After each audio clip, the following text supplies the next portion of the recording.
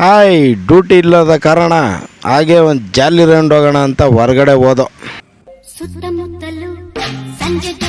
ಹುಳಿ ಮಾವ lemon tea ಸಖತ್ತಾಗಿರ್ತದೆ ಮಾಮ, ಬಾ ಹೋಗಿ ಕುಡಿಯೋಣ ಅಂತ ಹೋಗಿ ಸೀದಾ ಬೇಕ್ರಿ ಹತ್ರ ನಿಲ್ಲಿಸ್ತೋ. ಎಲ್ಲರೂ ಒಂದೊಂದು ಲೆಮನ್ ಟೀ ಹೇಳ್ದೋ. ಲೆಮನ್ ಟೀ ಹೇಗಾಯ್ತು ಅಂದರೆ ಸೂಪರಾಗೈತೆ ಅಂದರು. ನಾವು ಟೇಸ್ಟ್ ನೋಡೋಣ ಅಂತ ಹಂಗೆ ಒಂದು ಲೆಮನ್ ಟೀ ಬಾಯಿಗೆ ಇಕ್ತೋ. ಹೋಗಿ ಕಾರ್ ಎತ್ಕೊಂಡ್ ಮಚ್ಚ ಅಂದರೆ ಇಲ್ಲ ನೀನೇ ಬರ್ಬೇಕು ಮಾಮ, ಸೆಕ್ಯೂರಿಟಿ ಬಿಡಲ್ಲ ಅಂದ.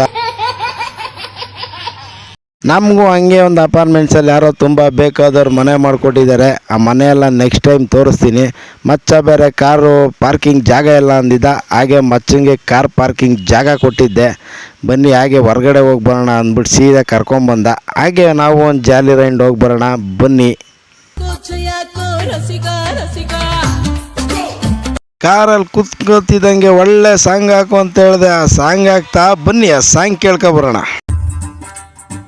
ಮಾತನಾಡೋ ಭಕ್ತನಂತೆ ಗೆಳೆಯ ನೀನಾದೆ,